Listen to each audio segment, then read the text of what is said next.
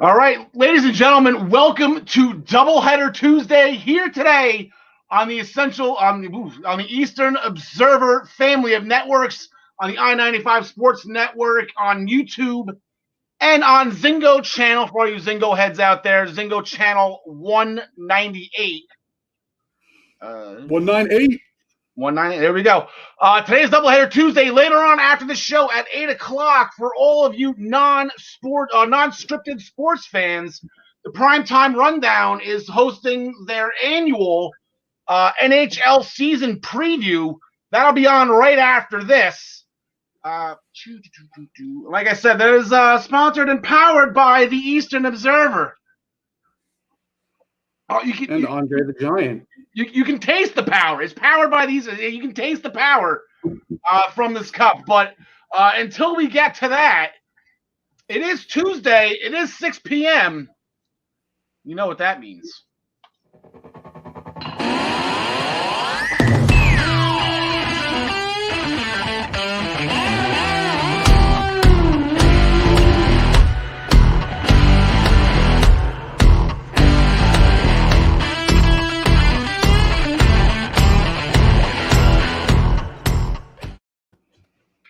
So this is episode 35 of the Essential Wrestling Podcast. Now I can say that, Essential Wrestling Podcast. We are powered by the Eastern Observer. We are sponsored by ProWrestlingPick'em.com. We'll get to them in a second. And we are presented, our graphics and statistics are presented by MinutesToBellTime.com. So this is episode 35. This is our Kurt Angle, his last match episode, along with Batista. It's his last match episode. We have our first female main event in the end of this episode. That was very historic. I'm glad that they actually got a chance to do that. And then I guess this was the last Demon appearance too, as well. We got three things we haven't seen since WrestleMania 35 in Kurt Angle, in the Demon, and in Batista, all in the ring. So. I digress. Here with us, as always, in the bottom part of our screen, we have our first ever PWB champion and our current points leader. We have 3 shows to pick today. So a lot of points coming in the next couple of days. We have the living legend, John DeConnie. John, Happy New Year to you, pal. Happy New Year to you, sir. I think this is where it all goes wrong in the picks because, there's a lot I'm not real confident in these upcoming picks. Okay, yeah, it's going to be a tough couple days, especially NXT can go either way, and we will get to that later on in the show. John Smith, I know you've been in contact with Penta L0M, with Pentagon Jr., to get a white hooded sweatshirt. I do believe you did not get the right one, but it says something on your arms. What exactly does that say again? Well, when I do it this way, it's upside down, so I gotta do. It says Lucha Brothers somehow, but the moral of the story here is Penta is no longer my best friend. Al, you've won the title back. You're now my best friend again. All right, there we go. Even though you took me down in the fantasy football league. Yeah, it's okay. It's all good.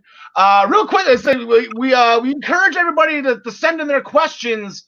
On any one of our Facebook pages, on ProWrestlingPick'em.com, Eastern Observer, Minutes to Bell Time, or on our YouTube page that was just mentioned.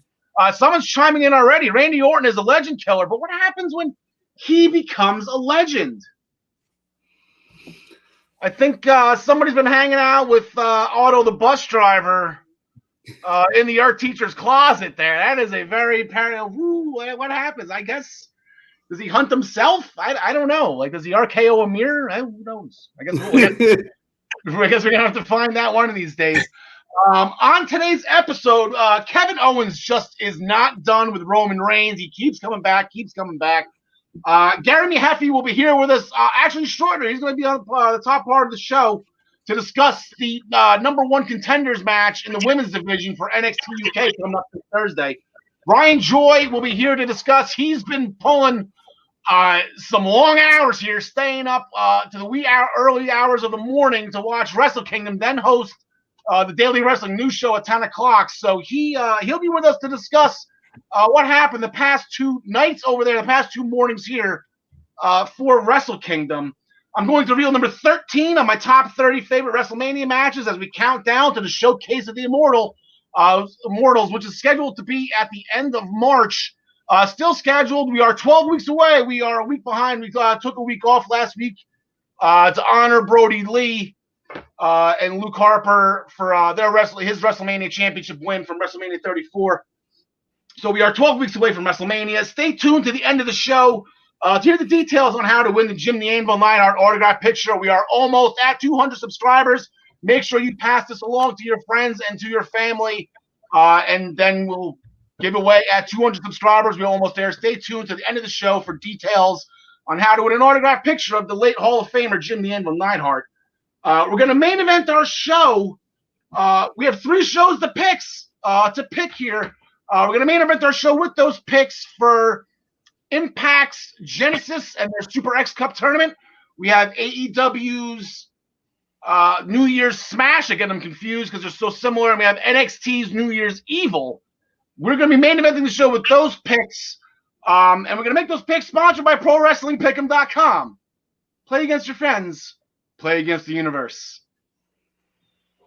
And guys, she'll like it too. I think I winked on the wrong wing there. Anyway, but we're going to curtain jerk the show. We had a very big night last night on Raw. It was Legends Night, and the feeling was right. Oh yes, it's Legends Night. Oh what a night! There we go. A little bit of Cool in the Gang for Legends Night, and it was a WWE Championship match between Drew McIntyre defending against Keith Lee, John DeConnie. Absolutely, definitely best match of the year so far for Raw. It was a heck of a. I think in honor of JR, it was an old-fashioned big man slobber knocker. These two just pummeled each other. The chops, the big boots, the spot outside the ring where Keith Lee got power bombed into the announce table, right on the corner of the announce table, which then exploded. Oh my God! And then in the closing sequence, McIntyre goes for a Claymore, which Lee catches his foot and just beasts him up into Spirit Bomb position. But Drew was able to hop over his head, escape out the back door, duck a clothesline, deliver a Claymore, and retain the title. But that's not where it ends. No, we kept going, and it looks like we have our next challenger. Out of respect, of course, John DeConnie. It's all about respect, after all. So it was a sellout at the top of the ramp, not even at the monitors for this main event. The legends were all out in force, and in the end, Goldberg decided to make his way down to the ring and get in Drew McIntyre's face, because even though us mere mortals watching him all night be respectful and cordial and have a lot of fun and seem to be having the time of his life interacting with legends, Goldberg decided he didn't really mean it. And he has no respect for any of them. I'm sorry, he went the other way with it, and Drew McIntyre is a jerk. He's just disrespectful. He thinks he's better than them when they were in their primes. Yeah. And I got to tell you, I mean, I guess it was right for Legends Night because it made me feel quite nostalgic. For the first time in probably 20 years, it made me want to make a sign and hold it up at a WWE event. Why, Vince, why? For those of you listening on Spotify and iHeartRadio, Google Podcasts, Apple Podcasts, that is why, ask why. Why, Vince, why? I guess whatever gets them in the ring, right? So now, I guess the question, I guess, coming up here is the question we have to ask ourselves going forward. We don't have to answer this now, but John DeConnie, knee-jerk reaction here is McIntyre in trouble? I think if they had right now, we're not even sure when WrestleMania is going to be. We keep hearing it might get put off a little bit. I think if they knew they were going to have people in the building, I think he would be in real trouble, because then it would just be, it would finally be this crowning of McIntyre if he had a chance to win it back at Mania and take it from Bill Goldberg, then I'd be worried that Goldberg would take it here at the Rumble. But right now, I'm still in the, like that whole 3 hours of Raw turned into one big puke emoji with that last 3.5 minutes. Yeah, and John Smith, I know not gonna get your opinion on it now, but it's because we're gonna be talking about it for the next X amount of weeks. Because he laid the challenge out for the Royal Rumble, and it will most likely be accepted. I don't think it's been made official yet. I made it official on ProWrestlingPick'em.com. It's there to be picked. But you want Drew McIntyre to chase going into WrestleMania, so this might be your opportunity. So I don't know if that thought crossed your mind. If this is the chase, I don't want this. I'd rather have Drew. We don't need Goldberg. Nobody wants Goldberg. Maybe like Goldberg's family wants Goldberg to have another match or something, but that's about it. Well, the thing was Saudi Arabia wanted Goldberg, and that's why he was kind of just signed on to do those matches. And now since they're not going over there, you got to do something with them. So I don't care if Goldberg's back. I know John you actually had a funny comment on the Minutes to Bell Time post, the thread last night, the Raw thread. I think that was supposed to be Tony Schiavone. It's Goldberg. Is that a Tony Schiavone? Yes, yeah, indeed. But I don't have a problem with Goldberg being back. He doesn't have to be in the freaking title picture. Why does he have to get all these title shots? Like, you just let Randy Orton kill him. Like, that was my WrestleMania. Like, Randy Orton, RKO, done. Like, that's it. Like, it's, then the Legends of Goldberg is gone, and he's in the Hall of Fame. Everybody's happy. I don't get it. Speaking of Randy Orton, he actually came out clean. He did not light Alexa Bliss on fire. He actually showed compassion for her, which severely upset him. A compassionate Randy Orton is not who he wants to be, so that actually made him more angry. I guess it kind of makes sense, Travis. But he actually had a match later on that night with Jeff Hardy. He beat Jeff Hardy with an RKO, but I guess Randy might still be in the Christmas spirit here because he was pulling on Jeff Hardy's ears like he was Santa riding the sleigh there for a while. That was pretty. He loves pulling on those earlobes. I tell you what. But shout out to Santa Claus, Randy Orton. That's silly. John Smith. Again, we have a little heel on heel action. AJ Styles and Elias. There you go, right up your alley. I know that's why you picked this one. They went at it again last night. You got this one. Go for it. Yeah, for the second week in a row, and I mean, they really have some good chemistry, the two of them. I like how we have them going at it leading up to the Rumble because it's a 30-man match. You don't need, a whole bunch of heel versus face interactions happening in the Rumble. You can mix it up a little bit. So this is a good way to mix in your heel on heel. And then at the end, when Jackson Riker swung the guitar and almost just kicked it into smithereens. That made the end of the match. I can't wait till Almost actually gets in that ring and starts doing stuff. Yeah, and here we go again. It's almost like a Mustafa Ali situation. It's not Almost. We were wrong. Omos. We're putting the emphasis on the wrong syllable again. Umagerd. Yeah, it's still Jordan Umagerd. Keep going with that. That'll work. But and then John Smith, sticking with you. You are our resident Hurt Business aficionado here. First, Riddle snuck one in on Bobby Lashley. Yeah, things did not go too well for the Hurt Business last night. Riddle actually got a jump on Lashley at the beginning of the match to get the upper hand, but it didn't last long. And then Lashley just beat him up basically for the whole match, put him in the Hurt Lock. Riddle taps while the referee's distracted. Lashley lets go, gets rolled up. 1, 2, 3. I like how that type of ending because it leads to something more. I think Riddle belongs in that United States Championship picture. In fact, I would like to see him win it from Bobby Lashley so Bobby Lashley could win the Royal Rumble and go on to WrestleMania. That would be like in my heart of hearts. That's my pick, not like what I'm predicting to happen. Yeah. Then, the one time Bobby Lashley lets go of the Hurt Lock when he's supposed to, he ends up, he's never going to let that thing go now. See, now what happened was, see, you guys, we got to live with this a second. I know, John DeConnie, you're somewhat my age too. John Smith is not 40 years old yet. Bobby Lashley is 40 years old. I guess that was a prime example of premature celebration.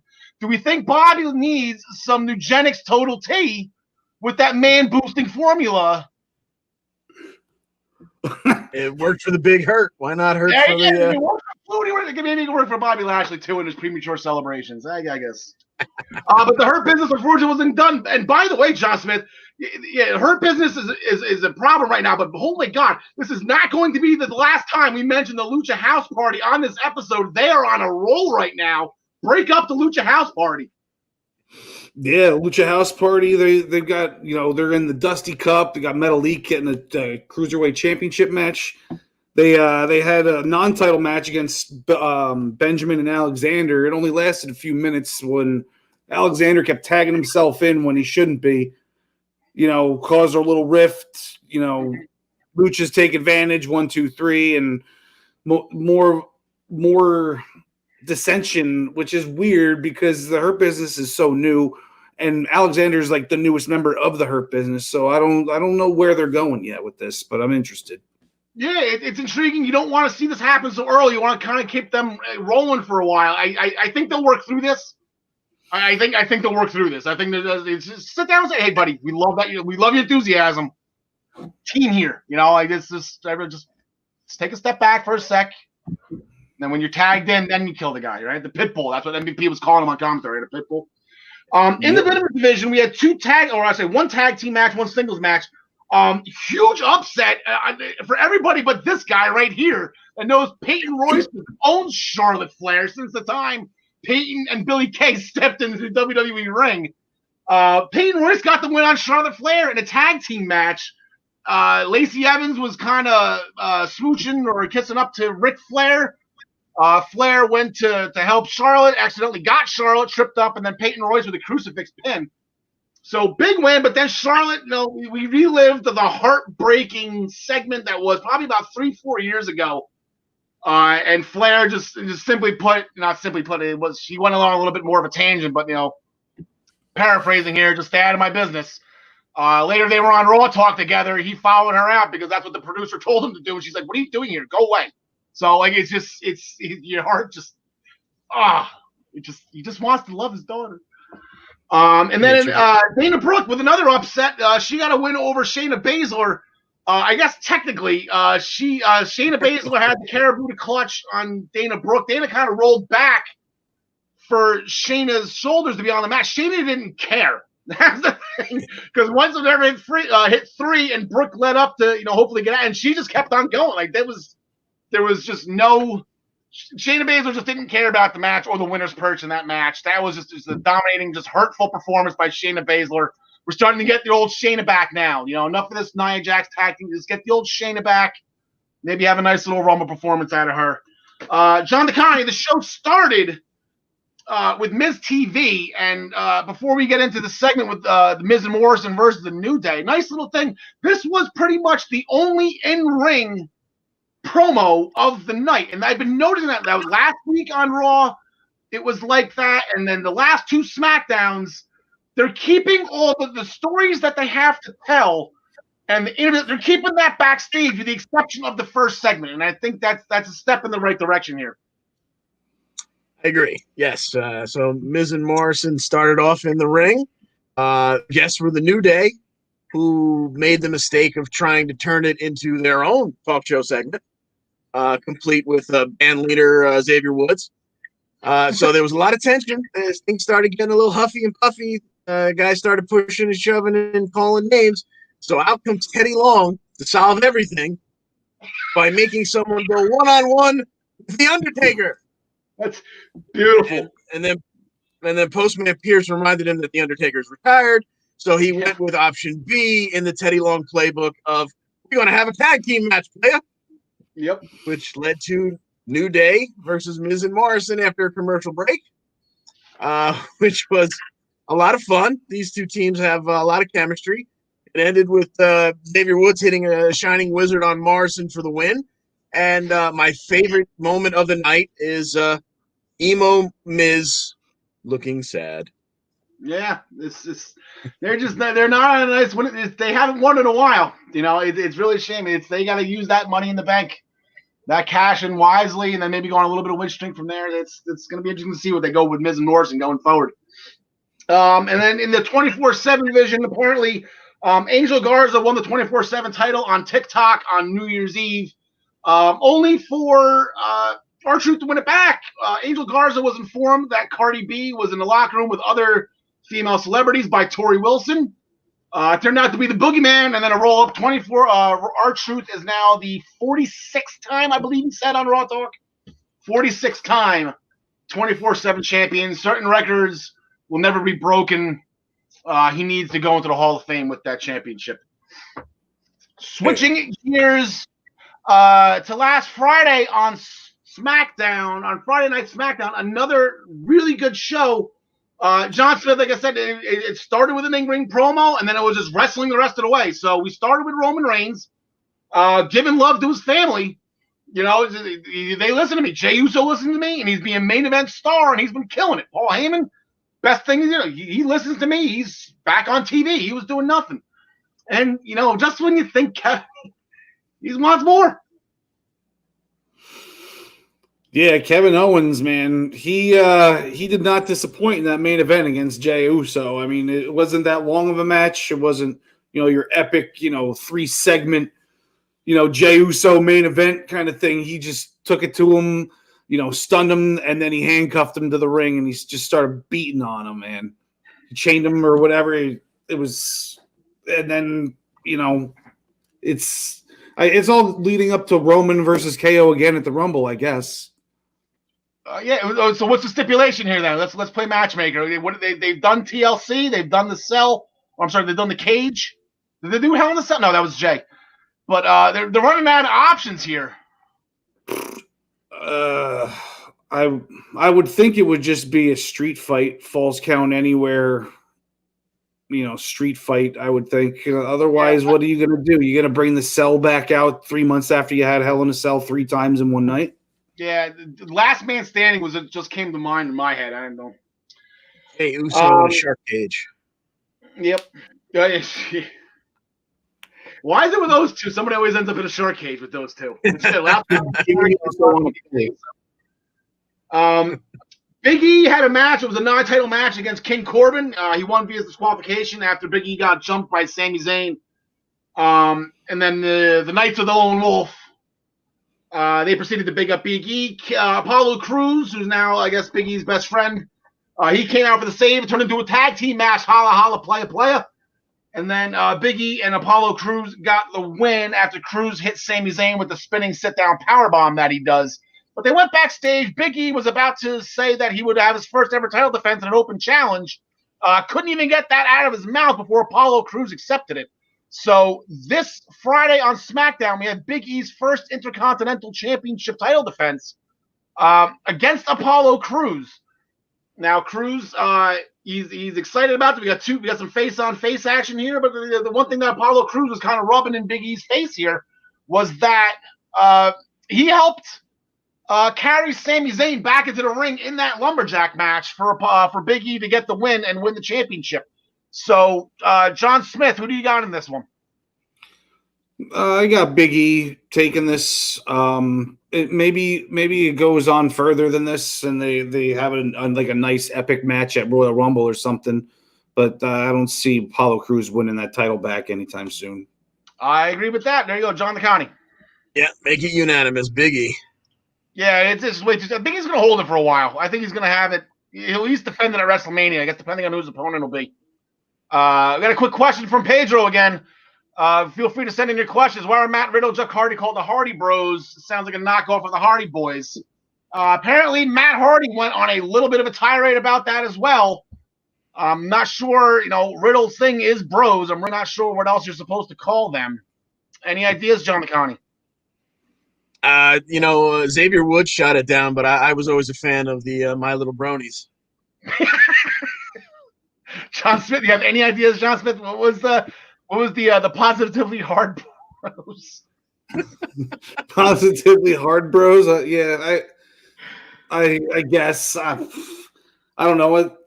I don't want Jeff Hardy on my TV anymore though, so I'm not gonna come up with names for him. All right, let's just leave it at He had his time. Okay. John DeConnie, we had a tag team match. Shinsuke Nakamura and Cesaro.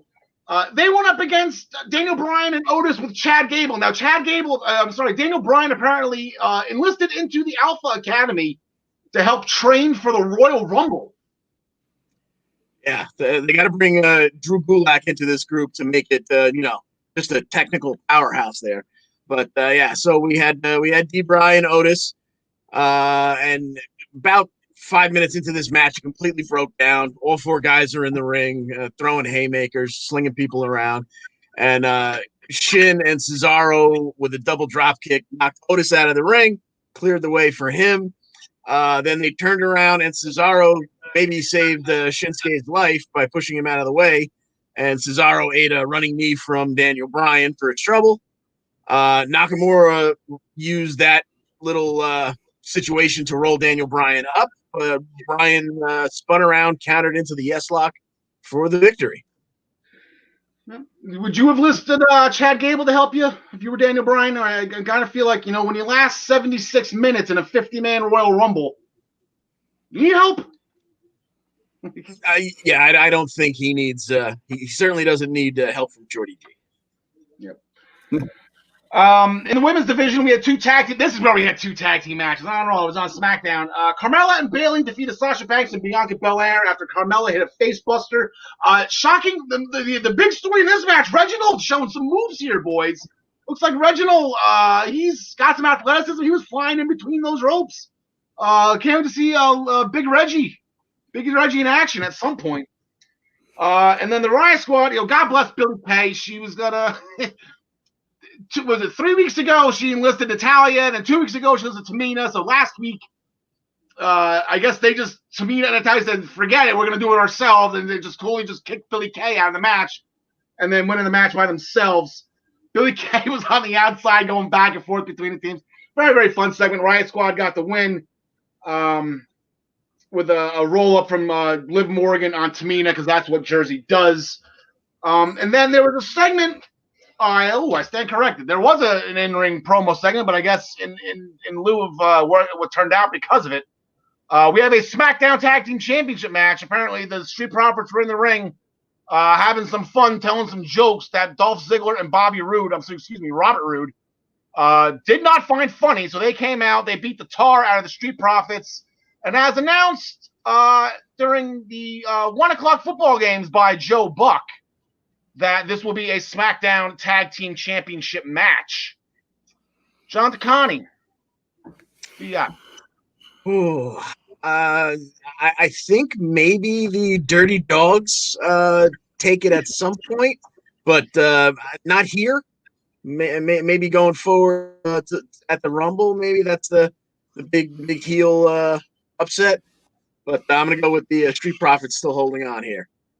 All right, John Smith. Yeah, I share those exact sentiments. We've had enough of the Street Profits as champs. Let's see them do something else now, where that builds them up to be bigger than just a one-time tag champ for a long time. But I'm going to go with Roode and Ziggler to win this actually right now. Yeah, John Smith, I'm with you on this. I gave out the Street Profits. Actually, they did not win this award, but the team that I kept on picking against them did. And Andrade and Angel Garza, I've lost a lot of points out of this season so far. I'm going to keep going with it. Not that there's any points on the line on this one, but it's got to happen at some point, right? Law of averages. They have to lose at some point. Roode and Ziggler got screwed the last time. I believe it was Montez Ford hooked the tights after Roode tried to, but, that's what Ziggler gave Little Nate an earful. So I think they have to get it done this time. Let's do it. Yeah, no shame in losing to these two guys too. Ziggler and Roode, they're two awesome guys. So yeah, former tag champs also too, if I remember correctly. As advertised, Seth Rollins was supposed to appear. He did not, which is unfortunate. That was the big return some people were waiting for, but other people were waiting for a bigger return. And we got her. Jersey's own Sonya Deville has been reinstated by SmackDown. Oh! there are 29 women in that company are in trouble in that Royal Rumble. I'm putting that down right now. She looks awesome. She looks like she's ready to whoop some ass. So speaking of the Royal Rumble, here's where we are right now on the women's side of things. We only have 2 participants so far who have declared. Nia Jax declared last week. Charlotte Flair declared this week. So 2 down, 28 to go. Still plenty of time. I believe we're 3 weeks away from the Royal Rumble, 4 weeks for SmackDown, I think, or whatever it is. And then on the men's side, Daniel Bryan was the first to announce. They said he's been in training in the Alpha Academy.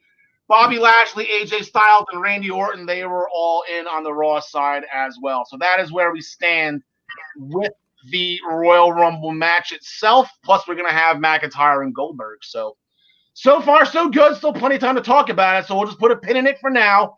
Gentlemen, we will bid you adieu for a little bit. We're going to go overseas and talk some UK with Gary. See you. All right. Gary, top of the evening to you, my laddie. Evening, sir. How is everything going today? Not too bad, not too bad.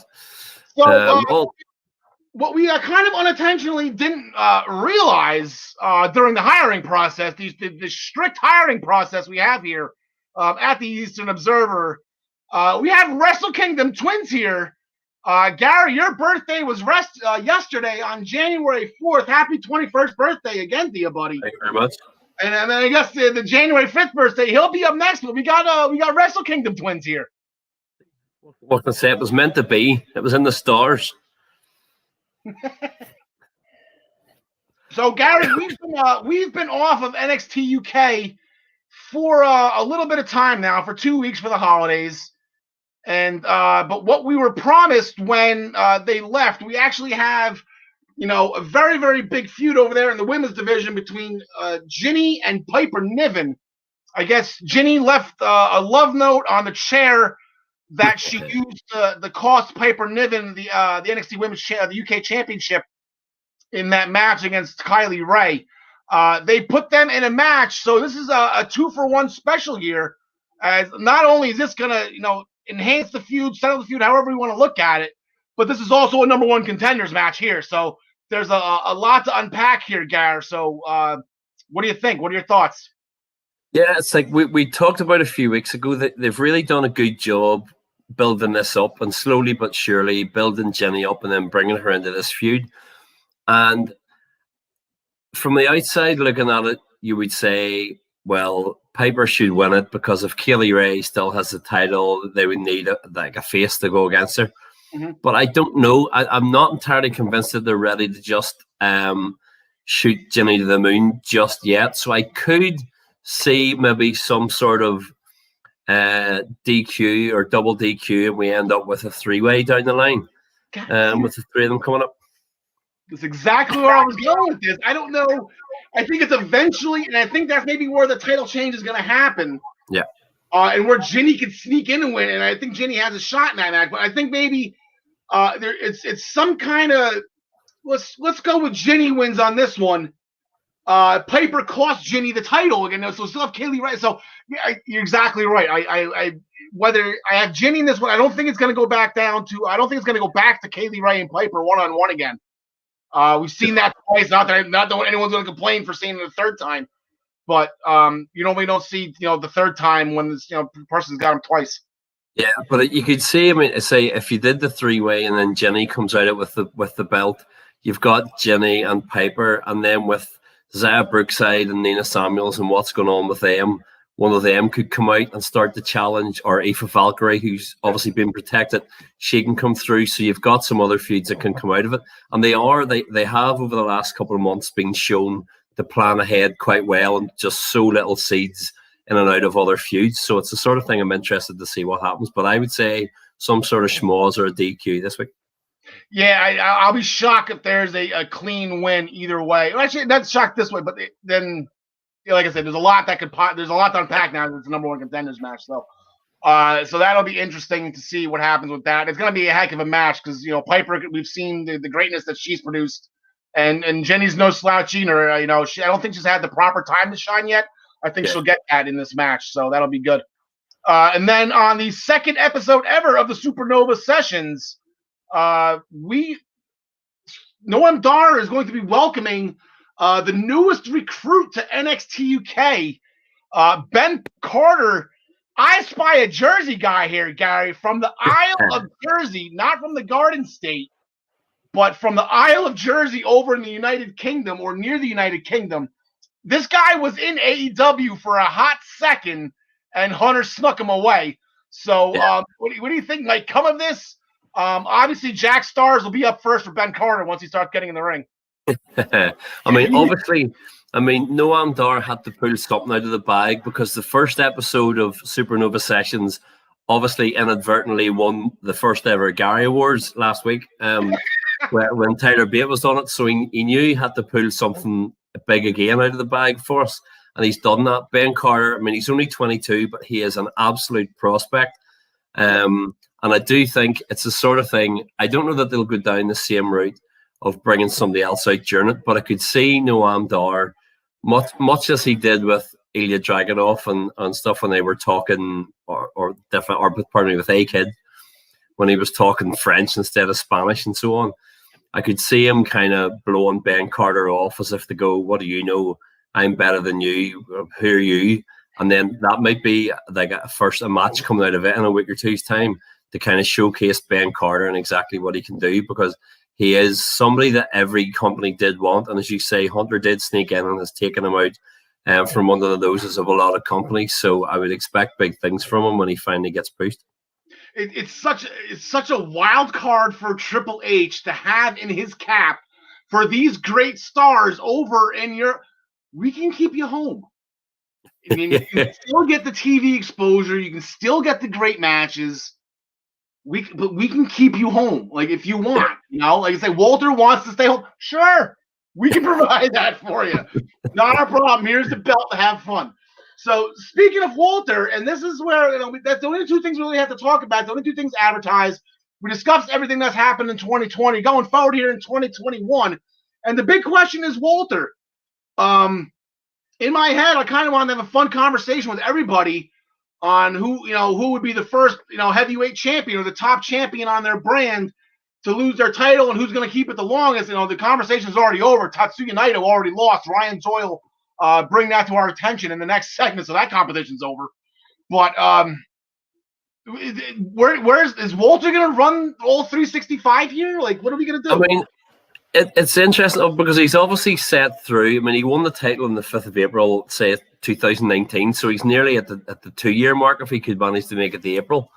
And they're setting up a few challengers for him. I do think that he'll hang on in there for a couple of months, but I would say they're going to push Rampage Brown towards him. He's been coming in to kind of make him a focal point in the company. Now, you've got your Joe Coffeys and your Dragunov who's going to go away and find himself again. Yeah. But Rampage Brown, who's been coming in and getting kind of pushed as this, oh my goodness, finally he's signed, isn't this great? So I think that they're going to be going places with him. So like two big horses, as JR would say, going against each other. So that might be for a match down the line. So I don't know if he'll make the 2-year mark and get the April. I think he'll lose it before then. Okay. But I would say that Rampage Brown would be one to look for him to head towards that. Yeah, it almost seems like he's the only one left. Like, he's beaten Tyler Bate at TakeOver. He's beaten Pete Dunne at TakeOver. He's beaten Joe Coffey on TakeOver. And then a match that was TakeOver quality against Dragunov. So, like, Jack Stars is on a roll. Yes, Jack Stars, exactly.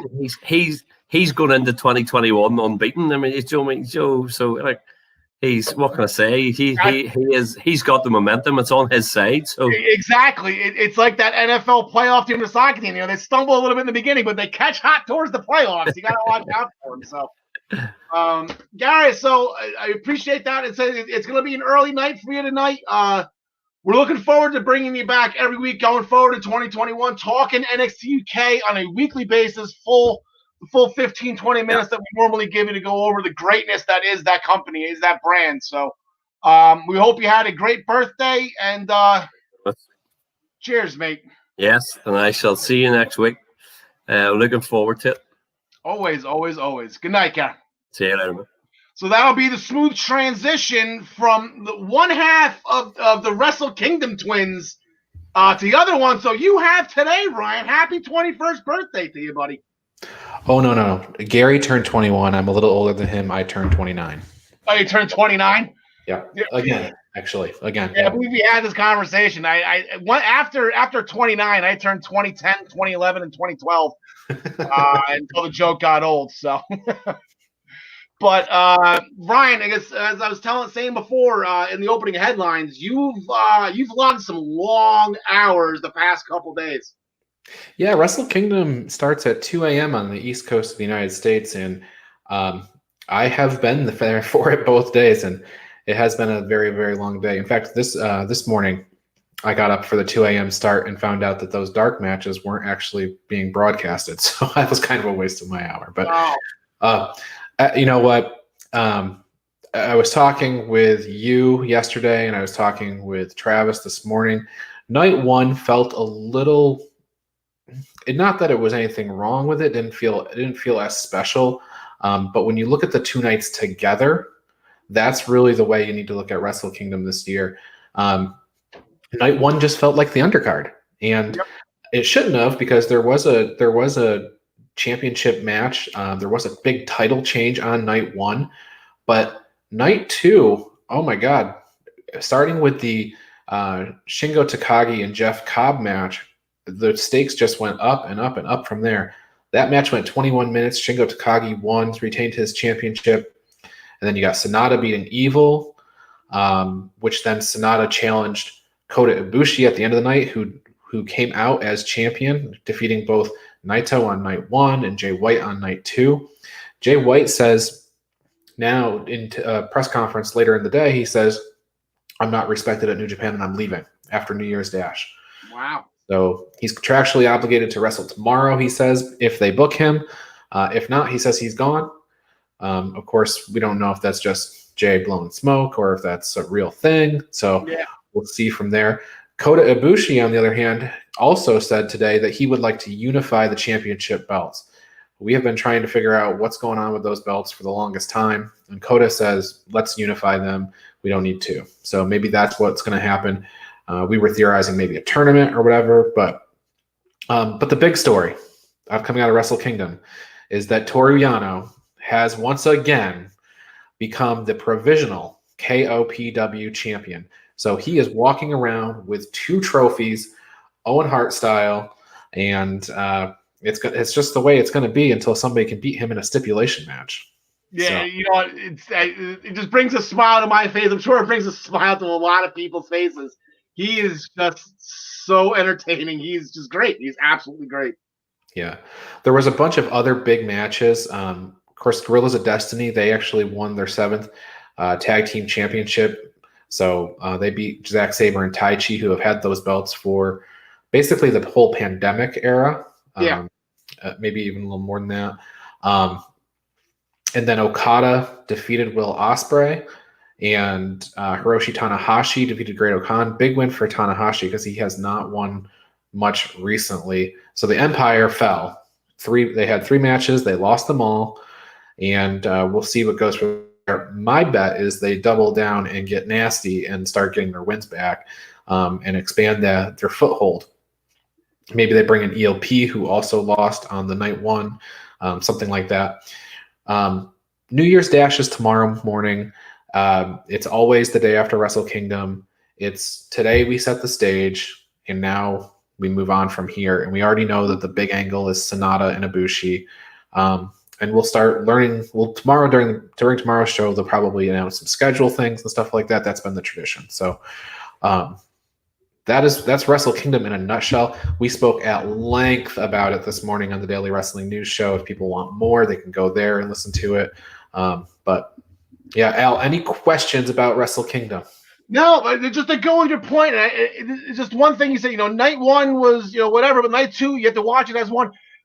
From my experience with New Japan, which is I've been lacking, I've been slacking lately. Like the last thing I watched, was the New Japan Cup, and that was right when Tai Chi when I was first introduced to him, and then they won him and Zack Sabre Jr. won the tag titles.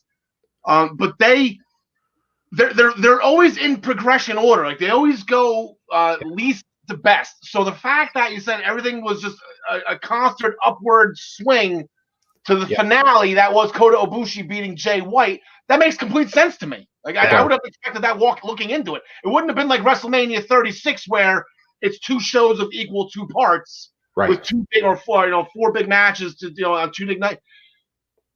It's just the crescendo, I believe, is the musical term for it. You like that? Yeah, and when I watched night 1, I wasn't walking away from it feeling like I walked away from Wrestle Kingdom. And that's because we didn't have night 2. That's exactly it. When you walk away from night 2, you feel like, wow, this was one of the best shows I've seen all year because it's only January 5th. So,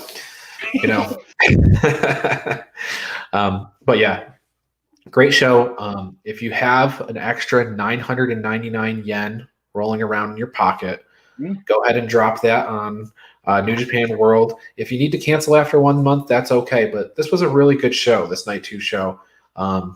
And I think that even on night 2, there was a little comedy. There was a good solid tag match.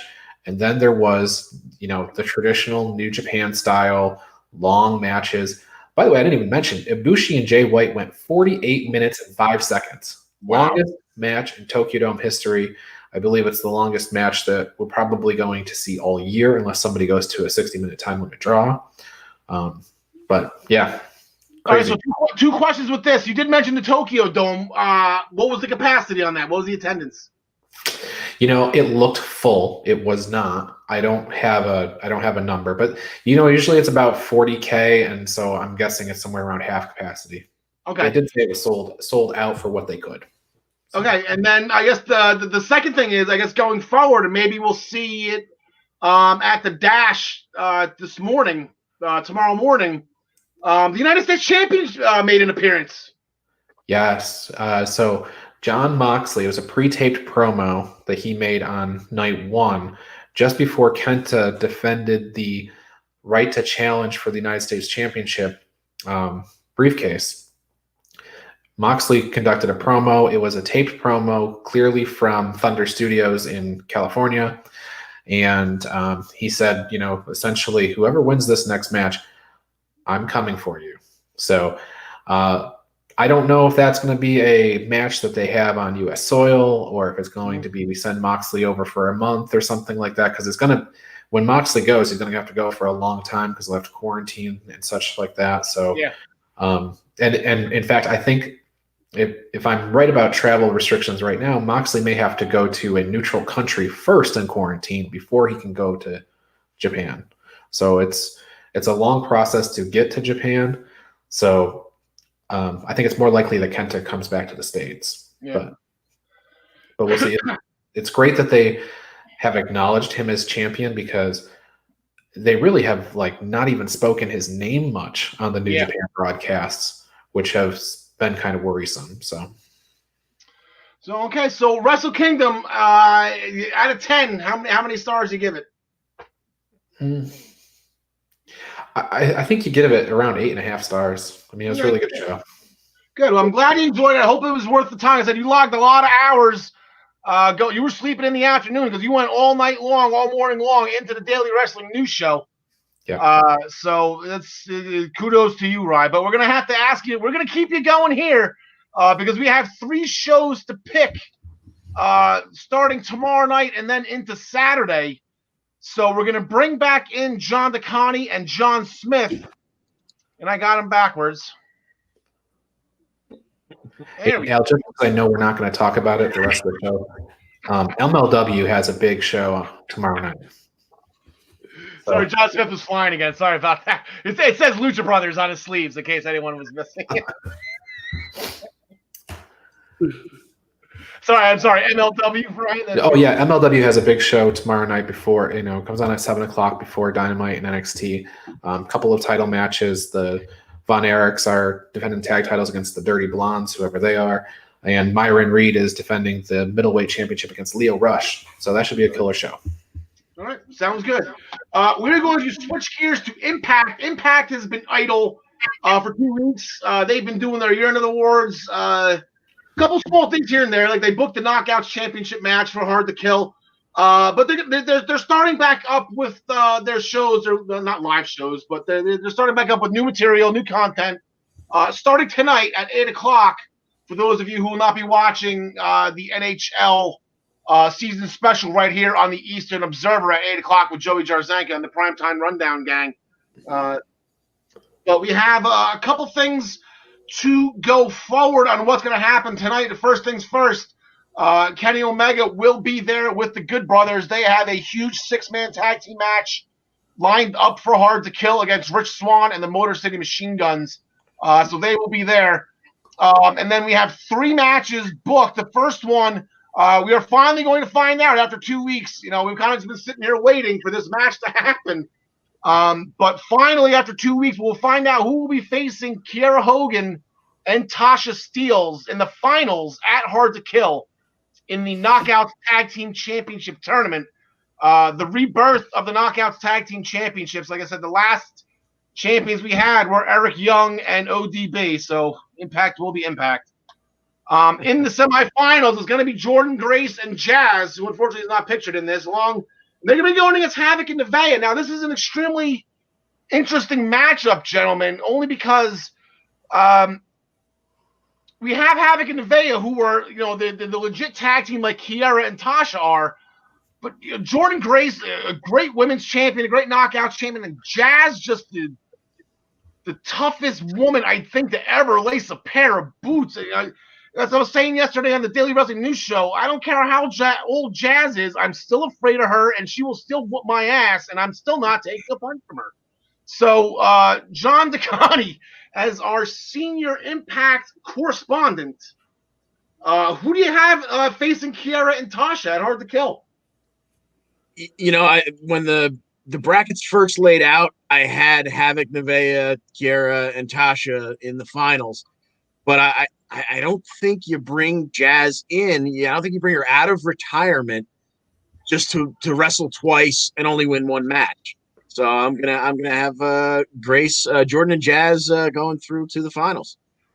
You were picking Jordan anyway. Stop it, Ryan Joy. Who do you got on this? I'm going to do something rare here and pick against John DeConnie here. I believe Havoc and Nevaeh will win this match, and I believe it's also going to cause an issue between Jordan Grace and Jazz. And Jazz, I think, is going into a retirement run here, and what better way is to have a hard-to-kill match against Jordan Grace. Okay, is Ryan's thinking here, John Smith? Ryan's got the gerbil. He's not fully asleep yet. Yeah, no, I like that idea. I think it's absolutely possible, but I think it happens in the next match. I got Grace and Jazz winning this one. I'm gonna go Grace. Yeah, I love the theory. I hope you're right. My knee-jerk reaction was, you're exactly right. How do you keep Jordan Grace and Jazz off of this pay-per-view? Yeah. So for that reason alone, I'm picking them. Facing each other instead. That's interesting, but that's 3 knockouts matches on one card. So maybe you save it for another one. I don't know. Maybe. Interesting. Very interesting theory. So we also have, due to all of the beatings that Eric Young and Joe Doring have been giving out, Rhino and Cousin Jake have had enough of it. They took out Heath, which upset Rhino, and then obviously what they're doing with Cody Deaner is extremely upsetting to Jake. So they're going to have a tag team match. This is going to be a tough one for Rhino and Cousin Jake here, John Smith. Sorry. Yeah, no, I think Cousin Jake might turn on Rhino and join up with Cody Deaner. I think that could be like some sort of swerve where Eric Young got to Cousin Jake. Either way, I think Rhino and Cousin Jake are losing, but I would like to see that happen. Interesting. I'd like that. Okay. See, the Impact. We've had 2 weeks that we're just out of Impact. We're not out of Impact shape here. We're gunning right for it. Ryan Joy, what do you think about that conspiracy theory? Well, when John said that, it struck me, and I don't know why this particular instance it struck me, but why don't we ever predict a face turn? Why don't we ever predict Joe Doring is going face?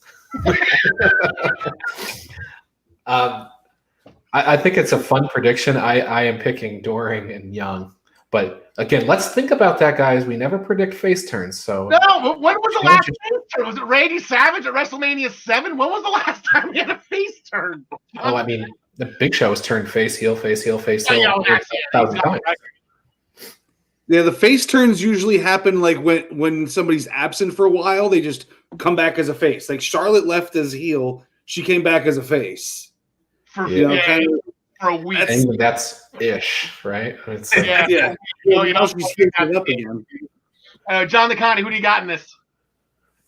I think EY and Doring actually getting in the ring for the first time as a unit. They gotta go over in this one. Yeah, I mean, I'm a little intrigued to see how Joe Doring is in the ring. You know, you just see this tall, oiled up, jacked up cowboy. You know, yeehaw, Heath Ledger. But he's got a tiny face. Yeah, with a tiny face. It's like when you make a character on the Wii, and you can make their eyes really far apart or close together. It's just like everything was just pushed together. And then, and what will most likely, I think would be the main event, unless Kenny Omega gets involved in something. I mean, this is just, oh my God! I guess it's just always going to circle back to these two with Eddie Edwards and Sami Callihan.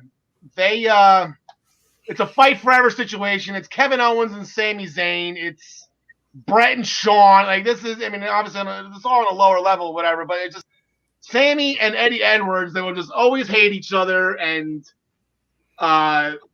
Going forward with this one, and I guess the wild card here is John DeConnie or Ryan Joy. I'll leave you haven't led with you yet. Ryan Joy, as Ken Shamrock's suspension's probably up by now. Yeah, I would think. I mean, he went on vacation. How long can one stay on vacation, right? I mean, so well, he was suspended 30 days for punching D'Lo Brown. Yeah, and Sammy said take a nice vacation. Blah, blah, blah. Yeah, he was on vacation. Yeah, just keep him. So anyway, you're right. He's probably back. You know, the thing about these guys, for two world champions in 2020, they both had horrendous 2020 win-loss records. Both had losing records at the end of the year. I will go ahead and pick Sami Callihan because I think he needs to get, ready for a title match at some point. Okay. John DeConnie. I had Eddie Edwards picked all along, so I'm going to stick with Eddie Edwards. This is supposed to be the final battle, final in quotation marks. So we're going to put this one to bed and let the good guy reign for now until Sammy decides to hit him with a golf club next year. Yep, there you go. John Smith. It's supposed to be the final battle, but I don't think it is, and I think Sami Callihan takes this one. Yeah, I think Ken Shamrock's going to be the wild card here. Ken Shamrock's going to do something. I mean, like I said, he was on the suspension for 30 days for punching D'Lo Brown. It should be up. That was at the beginning of December, if I remember correctly. So look for that. So now we are going to transition from Impact to their Impact Plus monthly pay-per-view called Genesis. Interesting format. We're kind of wondering how do you put back-to-back weekends of pay-per-views? Like only Impact can pull this off. But if you have one as the Super X Cup, there's your answer. So here are our scores. Sorry, before we get into the score, let's do this right. The following, go to ProWrestlingPick'em.com, play against your friends, play against the universe, create a public pool. Create a private pool with you and your friends. I've done it for the past couple of years. Ryan, I believe, has a private pool with the guys from Minutes to Bell Time, or you can join us in the Essential Wrestling Podcast pool. It's pretty much is what pro football does, is what everybody does. But there's nothing out there for wrestling. So now we have it, and we have a lot of fun with it. Prove you're the best. Talk a little trash. Here are our standings for the guys on our show. We've got 30 shows so far through 2020. Now hitting 2021. So we got a busy month ahead of us this month too, with all the weekly shows as well. John DeConnie has a little over a 20-point lead over Ryan. I'm right behind Ryan. John Smith, Tyler missed a lot of shows. He's down in the basement. John Smith He will eventually catch me. So let's just. Yeah, I have the same record as John DeConte, though, just so you see that. There you go. There you go. You hate my point too. So, John DeConte is true to form as our senior Impact correspondent. He's got a 2-point lead on Ryan and a couple points ahead on me. John Smith had a rough beginning, but now that he's starting to understand the mentality of Impact, he's coming on strong, finally over 500. Now, the fun thing with this tournament, okay, so we have 4 points for the X Cup final, 2 points for the semifinals, 1 point for the first round matches. And then there is one other match. There's an I Quit match between Willie Mack and Moose, and we will get to that. But for pay-per-views, this is a fun little thing that we're going to have to invoke for the first time, and that is the Brock Lesnar rule. If you look on the top line here, it's 5 points for the Impact title match, or if the Impact title is not defended, or for any company on a pay-per-view, whether it's WWE, AEW, if the world title is not defended, the main event of the show, the points get changed to 5. So look for either the I Quit match or the Super X Cup final to change from either 4 points or 1 point, respectively, to 5. And then if you get everything right, is the 5-point perfect pay-per-view bonus. Tonight on Impact, there is a Super X Cup preview. It's Crazy Steve and Blake Christian going against Casey Navarro and Ace Austin. This is a preview for this tournament that will be taking place as a one-night tournament. They started the Super X Cup way back when. I don't remember. I think it was like 2003 or 4. Chris Sabin was the first ever Super X Cup tournament champion. So this tradition has been over 15 years long. They haven't done it in, I think, 2 or 3 years, if I remember correctly, if I did my research right. But here are the brackets. John DeConte, we're going to leave the graphics on screen as you run through your tournament. And then when John and Ryan go after you, we'll take it down because we all know the brackets by now. But John DeConte, who do you got? How does this play out here? Okay, in the first round, I've got Ace Austin over Suicide. And I think just for the fun of it, Cousin Jake over Daivari. Then I got Crazy Steve coming out of the top half of the right-sided bracket, and Blake Christian over Navarro in the bottom right corner. All right, so that puts Ace Austin and Cousin Jake in the semis, as well as Crazy Steve and Blake Christian. All right, go from there. Who do you got?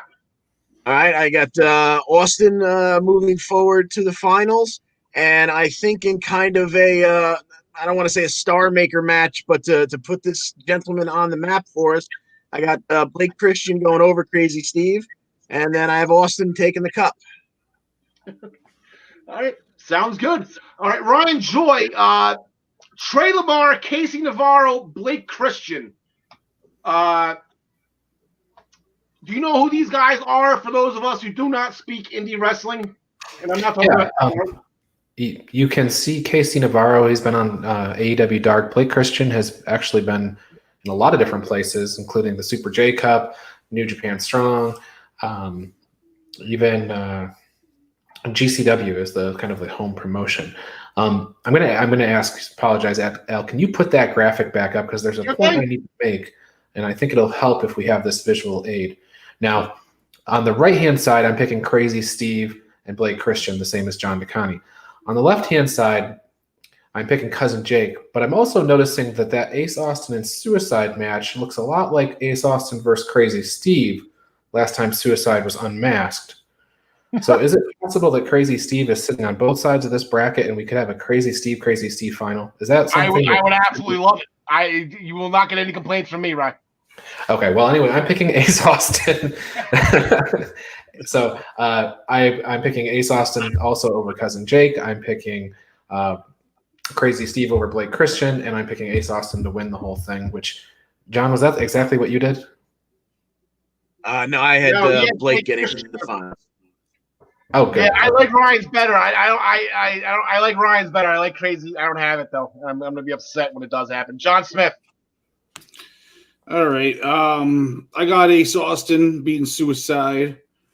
I got Daivari beating Cousin Jake. I got Crazy Steve winning, and then I got Navarro, right? Navarro? Yep. Yeah, I got him winning. Then I got Navarro beating Crazy Steve in the semifinals. I got Ace Austin beating Daivari, and then Austin winning the whole thing. Okay, so we got 3 votes for Ace Austin, Impact's X Division Superstar of the Year. New Jersey guy. Gee, I wonder if I'm going to make it 4, betting the one guy from New Jersey in this thing. Yeah, so I got Ace Austin going all the way here, so we'll skip that. So we got Ace Austin over Suicide. This Daivari Cousin Jake match is extremely intriguing. I am not going to be shocked at all if Daivari wins, but is he even under contract right now? I'm a little afraid to bet on him. So I'm going to go Cousin Jake over Daivari. I'm always going to – Crazy Steve, I'll get – it's like betting on for me. I went to a Metro Atlantic college at Rider University. We send one team to the NCAA tournament every year. I don't care what team they are. I'm always going to give them the first round. I'm going to give that honor to Crazy Steve as well. I'm not betting against him. I don't care who he's fighting. And then I got Blake Christian. He's the name I've heard of. Like I said, he was in that Super J Cup. But I'm also going to have Blake Christian going to beat Crazy Steve in the semis. He's going to fight Ace Austin in the finals. I'm not going to bet against Ace Austin. He's going to be my pick. So John DeConnie, you and I have the same exact bracket here. But I got a weird feeling that Blake Christian is going to come out of the thing as the winner. So that'd be great. That's where that is. And then the only other match that's on the card is Moose and Willie Mack. Moose is going to have a tune-up match tonight on Impact against the indie wrestling security guard that ripped his shirt 2 weeks ago by the name of Matthew Carson, something Palmer. Matthew Palmer. And it's a 3-minute challenge. Moose has to whoop him in 3 minutes. So that should be interesting. We'll hold off on bets on that one. But then we have the I Quit match that Willie Mack wants. Twice they've wrestled before. They split the decisions technically, but both times the referees stopped the fight UFC style. They just stopped the match because Willie Mack was getting pummeled so bad. And that upset Willie. Willie doesn't like that. Willie, nobody tells Willie Mack when he can't go anymore. So John Smith, as you're just like myself, we all can agree here. Willie Mack's got the best entrance music in professional wrestling. Chocolate Thunder, baby. Who you got? Ow, ow, ow, ow, ow, ow, ow, ow, ow, ow, ow, ow. I'd love Willie Mack to take this, but there's no way those words are coming out of Moose's mouth, so Moose is winning this match. Ryan Joy. Moose. All No right. elaboration. John DeConnie. Moose. Okay, so here we go again. I'm going against the grain here. I'm going with Willie Mack. See, the thing is, Willie Mack wanted this. He said it himself. Nobody decides when I can't. I won't even. It's not going to happen. He is not going to say. The way these matches happen, with the exception of that Roman Reigns, Jey Uso, actually even with Roman Reigns and Jey Uso, Eddie Kingston was the one that actually said I quit recently. But these matches, usually the guy that quits is forced into it by other means. I think Willie Mack is going to do something to that TNA title that's going to force Moose to quit. So that's my theory with that. So I think Willie's going to have to put the big brain switch on and get a little creative to get Moose to say it. You're right. He's not going to say it's from an ass whooping. Neither of them will. I just think that the one person that actually has something to lose here is Moose, and it's that TNA championship that he worked so hard to get back from EC3. So that will do it for Impact Genesis. That is this Saturday night. Going forward, we're going to switch gears to AEW. They had the week off last week from actually anything that counts due to the Brody Lee tribute. That's why I can't find it. But 2 weeks ago, we'll recap that a little bit before we get into New Year's Smash. Sting had an interview with Tony Schiavone. Go ahead, John DeConnie, say it. It's Sting! There you go. Sting's interview is interrupted by Team Taz. Darby Allin came out. He came out to help Sting. Team Taz leaves because they had the skateboard and the baseball bat. Even Taz isn't that stupid. But Taz mentioned the title fight eventually between Darby Allin and Brian Cage, will be next week at night 2, which will probably be the main event of that show. There was a tag team match, Ryan, between the Jurassic Express and the Dark Order. Yeah, there was. And Luchasaurus and Jungle Boy hit the combination powerbomb to get the pinfall victory over Allen Angels. So that was that match. It was 10 minutes, 26 minutes, 10 minutes, 26 seconds. One thing I want to put on people's radar, though, Jungle Boy on AEW is on AEW Dark tonight. He's got new music, and he's got a new presentation. I mean, it's not like it's totally different, but I saw that when I was there last week, and so you'll see it tonight. So look for that because it's very different, and I think they're getting ready for a big Jungle Boy push. On the other side of that match was Allen Angels. He's got Serpentico tonight, so that should be fun too. So there's your AEW Dark preview.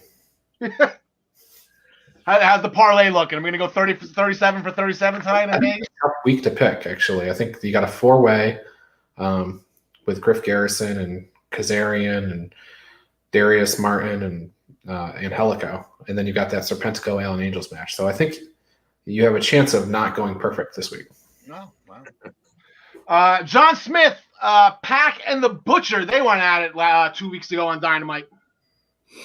Yeah, and this was not a wrestling match. This was a fight, man. You could probably count on one hand the amount of wrestling maneuvers in this match, and they didn't need them because they were just beating the crap out of each other, reverses and boots to the face and going outside. And then Eddie Kingston tries to get involved. Lance Archer, gets in his way, distracts the Butcher. We see Pac hit his I forget what the hell he calls that move off the top rope. Arrow, yeah. The black arrow? Yeah, it used to be the red arrow or the green arrow or something. No, the green arrow was his tag partner at SummerSlam, right? Phoenix is the generic term. But yeah, he got the pin there, and Lance Archer came down. There was like kind of a standoff. Not really. I'd like to see where they were going with that. Get Lance Archer back involved in some matches. All right. Jade Cargill wants an opponent worth her time now. She was going after Brandy Rhodes. Brandy Rhodes is now occupied with motherhood, expected motherhood. So that's on pause for now. According to Kip Sabian and Penelope Ford and Miro, Beach Break was where they're going to do their wedding. And it's like supposed to define AEW wrestlers on there. Ryan, real quick, they mentioned something about Beach Break that's supposed to be this whole thing, right? A Beach Break is going to be a special episode of Dynamite. Like last year. They're saying it was supposed to change the course of wrestling. So look for it's going to be another weird, I don't know. Maybe it's not Winter is Coming. It's Wedding is Coming, or I don't know. Maybe Aiden English shows up. I have absolutely no idea. But with Beach Break, I did notice, Ryan, and something maybe you put into your news notes. I did read an article that they are actually AEW is moving to Miami for a couple weeks. Yeah, I've seen that. I've seen that not announced by AEW or any of the major wrestling news outlets, but I have seen that around. So there's probably smoke where there's fire there, but I haven't seen that confirmed yet. But it is cold in Jacksonville, so I believe it. Yeah, that's what everyone's hearing. John DeConnie, the Dark Order, specifically Evil Uno, he was hell-bent on getting Dustin Rhodes to join MP number 7, which still gets a chuckle out of most people who get that joke. But they had a match for it. Yeah, that's never going to be not funny. But this one ended with Uno missing a corner splash and Dustin using that to hit a running bulldog for the win. And once again, after the match, Uno offered his hand. Dustin looked like he was going to take it for a moment, give him a shake, but instead he gave him a bird, which brought Stu Grayson into the ring. He hit his Nightfall backbreaker. That brought in QT Marshall and Lee Johnson, who hit a springboard double dropkick and eventually cleared the ring. But there was all kinds of mayhem for a moment there. But at the end, Dustin Rhodes still not part of the Dark Order. No, he's staying with the Nightmare family. So, and then interesting note: Sean Spears. He said he's had enough. He feels like he's going down the same path that he did when he was in WWE. He didn't mention that directly, obviously, but that was the hint, hint, wink, wink, type deal. But he's how did he even put that? He's not going to. He'll be back when he's taking himself out of AEW, and he'll be back when he wants to come back. And then I think I saw an article. I didn't check AEWWrestling.com, but apparently they pulled him from the roster as well. So they're selling this that he's just not there at the moment. So I guess to be continued with Sean Spears and what he's doing. So that leads us to tomorrow night. At New Year's Smash, here are AEW standings. There's the one lead I think I have left in this whole freaking contest. That's only because I picked more shows than you guys did. I'm winning based on quantity, not quality. But Tyler's he's closest to me. He's what that was at 17 back. John DeConnie 55. John Smith and Ryan Joy both at 51. The Wednesday Night Rules coming up for New Year's Smash. 5 points in the AEW title match. 3 points for all other titles. 1 point for non-title matches.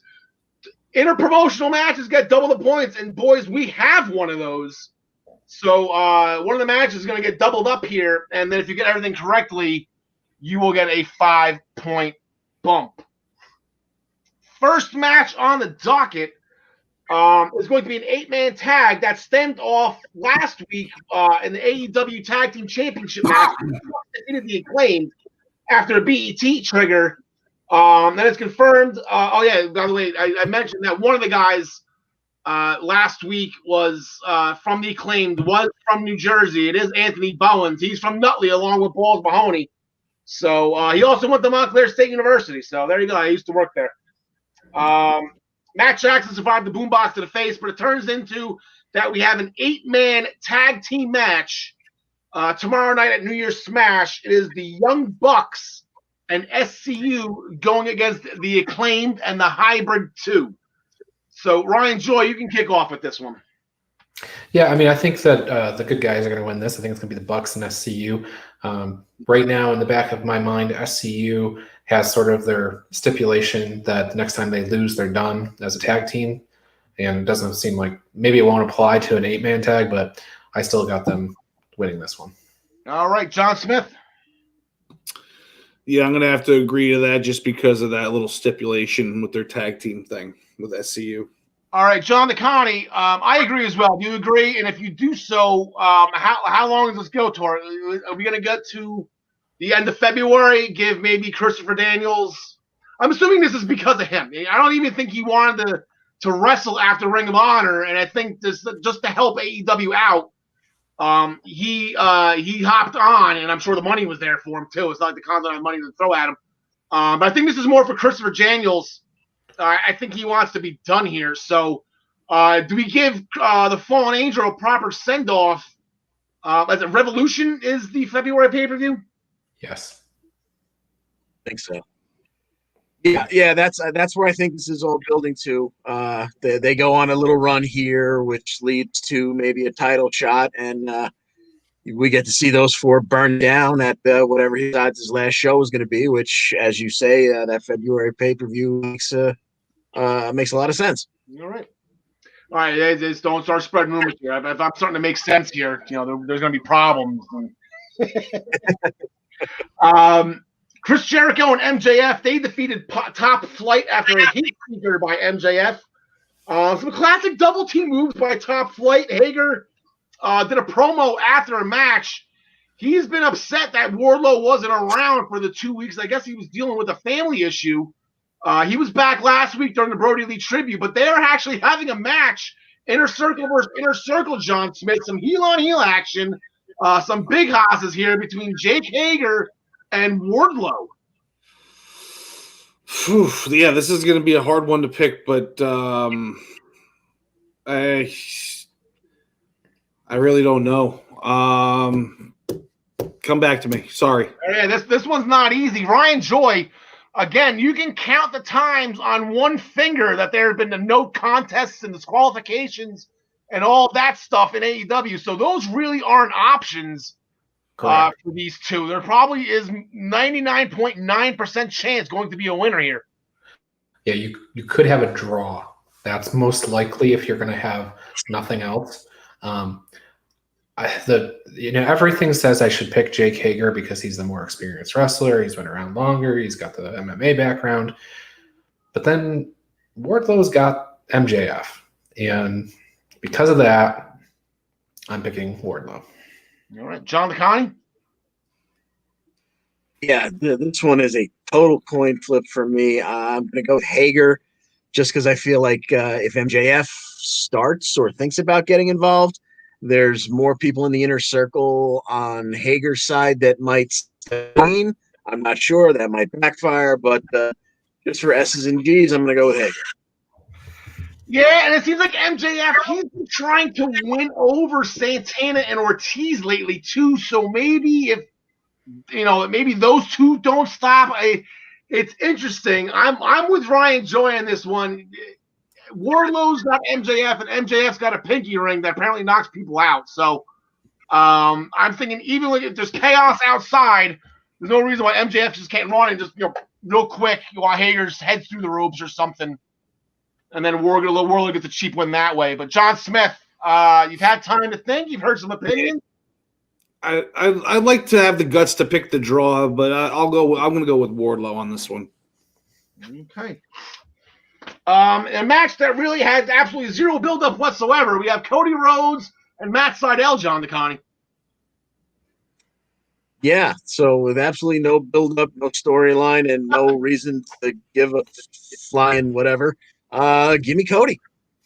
Might as well, Brian Joy. Well, I'll give you a little bit of backstory. Matt Sydal has a good record, and he is on Dark. They're talking about him just about ready to break into the top 5. If he beats Cody, he gets into the top 5 rankings. So I don't think that's going to happen. So Cody Rhodes. Oh, yeah. I don't know why. I think are these guys former WWE tag champions together? I don't think they ever won. I know they're both champions. Did they ever win them together? Interesting thought.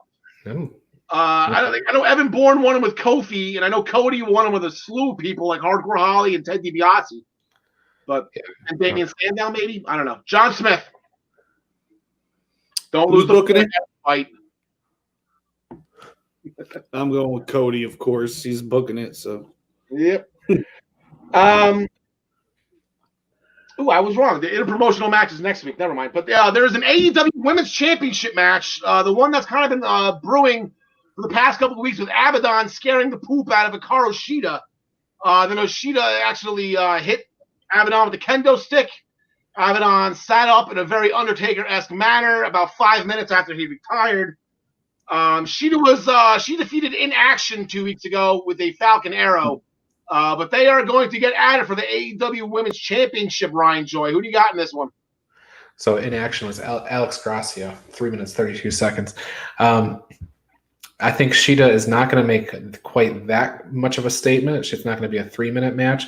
But in the end, I think Shida wins this match. I think John Smith said it a few times. We're really headed towards Shida and Britt Baker. So I don't think we're going to have a stop with Abaddon as champion.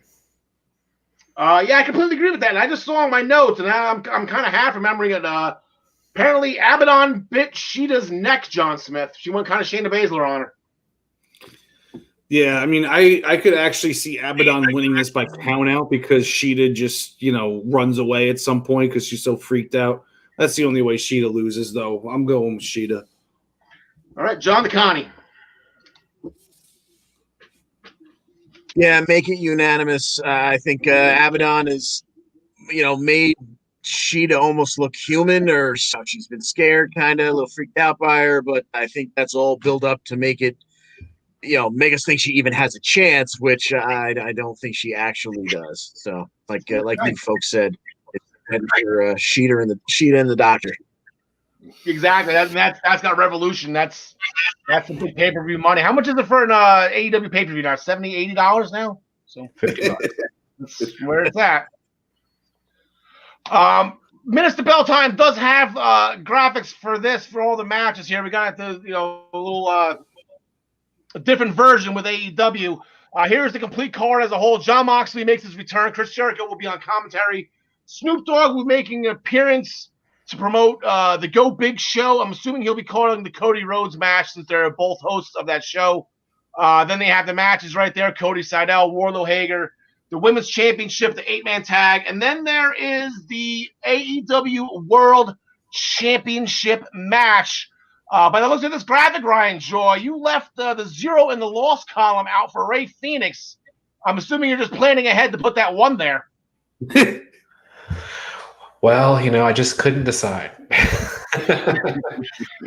I'd like to say Ray Phoenix has a match on Dark, and I couldn't fill it in because I didn't know. That was a mistake. So I don't see any circumstance here where Kenny Omega loses the belt to Phoenix. So I'll pick. But I think this match is going to be off the charts. It's going to be a great match, but I think the belt stays with Omega. John Smith, I referenced you yesterday morning about this match on the Daily Wrestling News Show, and it was your opinion of the NXT 31 Takeover match between Finn Balor and Kyle O'Reilly, where it was an absolutely phenomenal match, and that's what you're going to get out of Omega, but it's almost like half ruined because you know who's winning.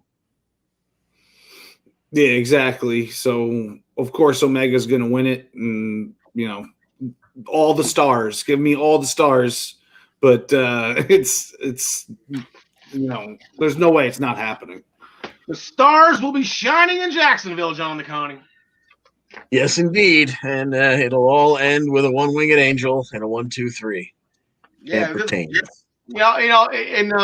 in respect to Ray Phoenix, this at least has 21, 22, 23 stars. This is gonna be a lot. So that will do it for AEW New Year Smash Night 1. Night 2, they have matches booked for the TNT Championship. The interpromotional match that I talked about that is in that scoring is Britt Baker, the Good Doctor. She will be in action in Thunder Rosa. We will get to all those next week on the Essential Wrestling Podcast. As we switch gears right now to the main event of our show, NXT New Year's Evil, and this card is absolutely stacked in my view. This is going to be fun. I will be watching New Year's Evil as it happens. I know everybody else loves AEW and Dynamite and being the anti-guys, which is fine. I'm not going to hear about the Kill Your Buzz or Fight for NXT, but this card is absolutely stacked. I'm excited for it. We're going to rewind a little bit to last week with Johnny Gargano, who saw a black cat. He broke a mirror. He walked under a ladder, and even Austin Theory mentioned the word cursed, John DeConnie. So he wasn't going into that too confident into that North American Championship title defense. He certainly was not, but when it comes right down to it, these two had a really great match. I mean, as you were just saying, I do usually tend to watch AEW, because they've got some bigger thing announced or some stars going to show up or blah, blah, blah. But you just cannot beat the wrestling on NXT. Good Lord. They just don't put on a bad match. And this one was certainly no exception. Those two, just tore the roof down. And in the ending sequence, Ruff pushed Johnny up on the turtle. He slipped out and dropped Ruff face first onto that turnbuckle pad, which set him up perfectly for the one final beat. And the curse is over, baby. That's it. Done and done. And now that monkey is finally off Johnny Gargano's back. This is probably his fifth championship reign between all three titles. He's held 3 North Americans, 1 World, and 1 Tag. Never had a title defense. He's NXT's version of Sasha Banks. Now they both officially have those monkeys off their shoulder. Johnny Gargano can now look on to bigger and brighter things with the way and the family atmosphere that they have. And then John Smith, the other huge match last week that we were all looking forward to, a grudge match that's always years in the making. These two will always be ever connected from the Dusty Cup when Roderick Strong joined the Undisputed Era. Yeah, they put on a clinic, man. I mean, this could have main evented the show. This could have main evented a pay-per-view if it was for a title. They went, I don't even know how long, probably like 18 minutes. Backbreakers all over the place by Roddy.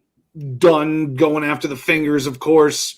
Just your standard match between the two of them, and then Dunn ends up with the better end for the victory at the end. But we all knew that was going to happen. I don't think any of us picked Roddy to win the match, but we were all just looking forward to what the match was going to look like, and I think we were all pleased with it.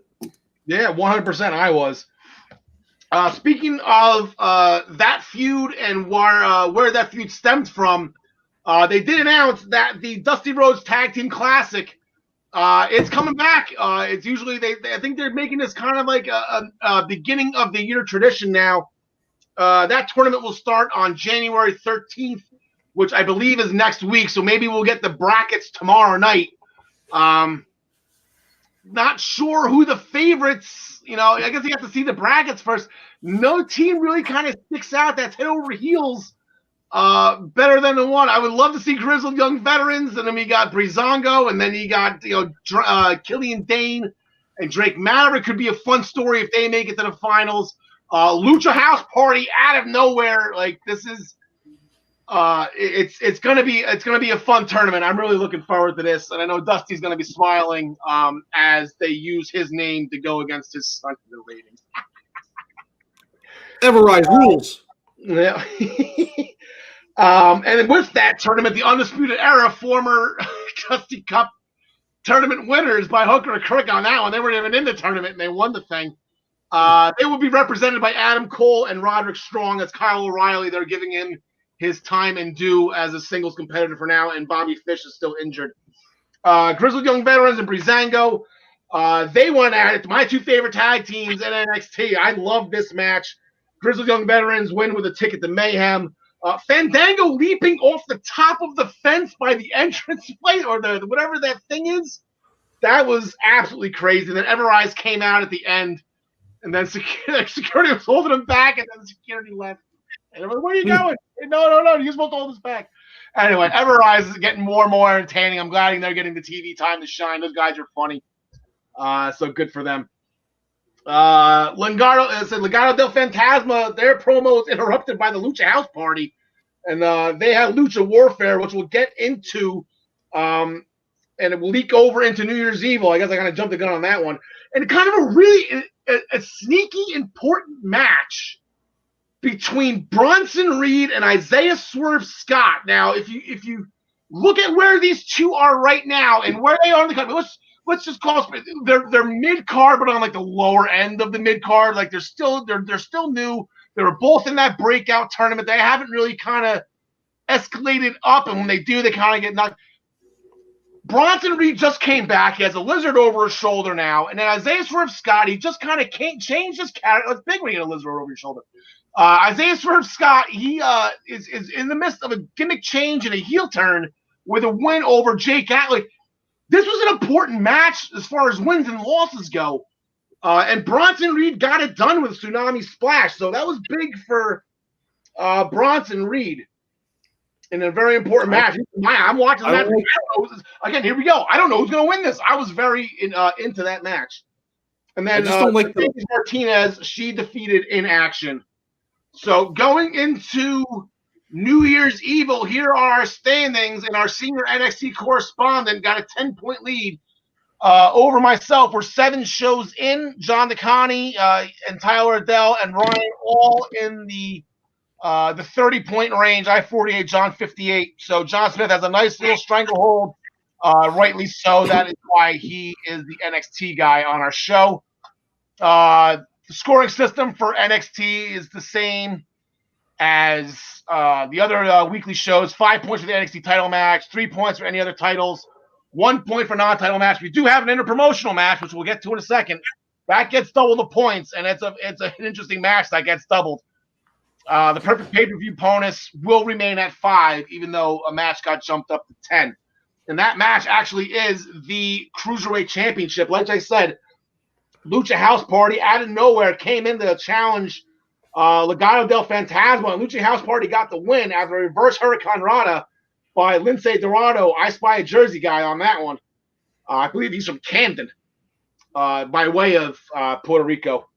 Hurricane Rana by Dorado, followed by a springboard elbow by Grand Metalik.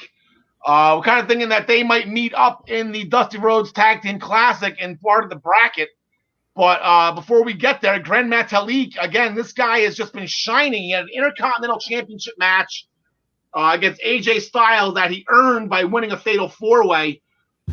He beat The Miz in singles action 2 weeks ago. Then they had a win last night over the Hurt Business. And now he's on challenge for the interim Cruiserweight Championship. You're welcome, Jordan Devlin. So, John DeConnie, are you going to give Grand Metalik a shot here? I give him a shot to put on a hell of a match, but I don't think the title's going to change here. I'm going with Santos Escobar. Yes, this has mucho stars. I really wish I knew the word stars in Spanish. Ryan Joy. You know, you brought up the Dusty Cup as it relates to this whole situation, and I didn't get a chance to comment on it before, but I want to say what everybody's thinking. When you said there's not a team that everybody, the favorite for this Dusty Cup, I mean, come on. Samir and Sunil Singh are out there, and they've got to be that everybody's thinking it. I mean, that's the clear winner. They could have been stuck in Canada for all I know. I shouldn't say that. I know they've been on 205, but okay. So, in all seriousness, Santos Escobar wins this match, but down the road, we like to pick hill turns. Maybe you get one of these guys, Lince or Grand Malik, over with Santos Escobar. That's potential. It's as if they stay down there. I kind of feel like this maybe just be a one-off John Smith and this compete in the Dusty Cup just to give them an extra team that is this style of wrestling, Yeah, definitely. As far as the match is concerned, I think it's going to be not quite cinco estrellas, but close to it. That means 5 stars. Thank you. And then, of course, Escobar is going to win. Sorry. There you go. Xia Li and Boa, they are ready to go. The scars have healed. The pain is gone. The tears are wiped away. They are on their way. They will be at the Capitol Wrestling Center tomorrow night. I am excited for that. I forgot to put the devil baby in the diaper in the corner. Hold on. There he is. Are they in action? I don't know. They just said they're coming. They will be in attendance. I have no idea. Maybe they'll be in action. There's 5 matches. They might not be in action. Maybe they'll just jump somebody. I don't know. Maybe they will go into the fight pit. We have our second fight pit match. Tommaso Ciampa laid out this challenge. Timothy Thatcher graciously accepted. John Smith, Jesus, this is going to be awesome. Yeah, and I mean, Timothy Thatcher won the last fight pit match that we all picked Matt Riddle to win. I can't. How do you pick against Mr. NXT, Tommaso Ciampa? There's no like he's like the top of the mountain. I don't care who's the champ. Tommaso Ciampa will always be like the Austin of NXT in my opinion, and he wins this match. Okay, John DeConnie. Thank you, John Smith, for telling me that. In the back of my mind was exactly that. I know I picked Riddle last time, and Thatcher pulled it out. And I said to myself, are they going to make this his gimmick where you don't think he's going to win, but if it's in the fight pit, he always wins? But I think if the Mr. NXT for EWP says it's going to be Ciampa, then I feel confident picking Tommaso Ciampa. Well, I'm a complete idiot. I'm buying into it, so I'm going to go Timothy Thatcher. Ryan Joy. Yeah, so how do you pick against Tommaso Ciampa? Al and I will show you how to do it. I'm picking Thatcher as well. This is his casket match. This is his bunkhouse stampede match. This is his version of all those things. That's how I'm going to look at this. Yeah, I just feel I don't think I think it's going to be. I wouldn't say as bloody as Austin at WrestleMania 30. It's going to be he's going to pass out. Like it's going to be a referee stoppage due to a pass out. I just think if there's no pinfalls or submissions in this match. Man, I know Ciampa's got a few submissions in his arsenal here and there. I just think this is how do you win? How does the match end? Submission wrestler, John Smith. I'm sorry, what's that? How does the match end if there's no submissions? I know there's no. I'm sorry, no pinfalls. I'm sorry. Knockout, okay. Knockout or tap out. Yeah, knockout or tap out. So We get a Willow's bell from the top rung there, from the top level.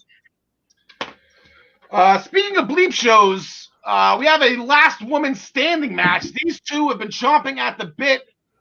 They are ready to get at it. Apparently, fun little life story that these two, when they met, during the Mae Young Classic those years ago, they became really close friends. They got matching tattoos that say R&R for Rhea and Raquel, and now it's best friends turned worst enemies.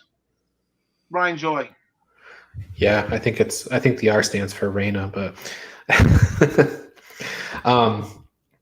I got Raquel winning this. You take all the steam out of her War Games win if she doesn't, and I think that's what's been mentioned every time we've talked about this match is that Raquel Gonzalez is on a roll, and if you don't let her continue that roll, then why'd you put her on a roll to begin with? Ryan Joy is exactly what I said on the Daily Wrestling News Show yesterday morning. So my pick was made then. I'm going to go with Raquel Gonzalez as well. John Connie. Yeah. I think you don't let Raquel Gonzalez actually score the pinfall on the women's champion if she's not going to continue at least to get at the women's champion. There you go. And then John Smith, like I said, WWE.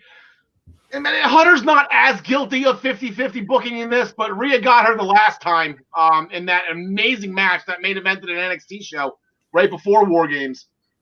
So Rhea got her once, so this is like a 50-50, or as I say in the bar world, the buyback. Yeah, make it unanimous, man. That Rhea match, the first time is what started getting Gonzalez up the rankings, and she's been on a freight train ever since. So I like her to be the next challenger for the title after she beats Rhea this week. Yes. In an in-ring promo, Finn Balor, the NXT TakeOver 31 match, won NXT TakeOver Match of the Year, or NXT TakeOver Match of the Year. Not just takeovers, but the whole the year-long end of the awards that they did. Finn Balor didn't want his. He had his trophy over his shoulder. He didn't need a reminder. He didn't need a participation trophy, as Kyle O'Reilly put it. So Finn wanted to give Kyle his award, and that's what Kyle called it, a participation trophy. And then it turned into a bleep show because here comes Karrion Kross looking at the winner, and then he gets jumped by Damian Priest, who he's fighting tomorrow night. So what started as one feud turned into another feud, and they're going to be interlinking after this. I'm assuming Karrion Kross gets the job done here. So I'm going to pick Kross and just forego whatever I'm going to go next. Ryan Joy, what do you got? Yeah, I like Kross. In fact, I don't think there's anybody on the NXT roster that's going to beat Kross. Undefeated champion going to the main roster? I don't know about all the way, but right now I don't see a person that's out there that's going to beat him. All right. John Smith. Yeah, Kross is on another level. This is definitely going to be the shortest match of the night. I don't think it's going to be squash like I tend to call a lot for him, but let's say like 6.5, 7 minutes though. I don't think it's going to be too long of a match. All right, John Connie, you're going to do Damian Priest dirty too, or? Absolutely, yeah. I think Kross. I don't want to say hard feelings, but after that great victory, to have to take the belt off of him, I think he's coming back to run through some people, and Damian Priest just happens to be the first in line.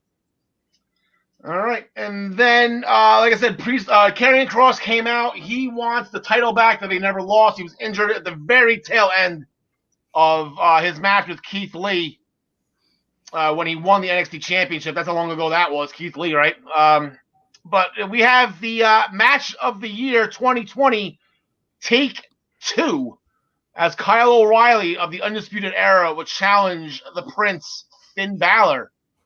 John Smith, as our senior NXT correspondent, this is your championship. Who do you got?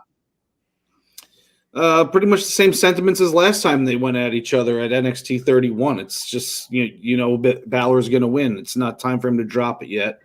And I feel like possibly at the end of this, we get a little tick-tock as far as Scarlett or a Hourglass, or maybe even Kross comes out. But I think, Kross is coming for him next. All right, John DeConnie.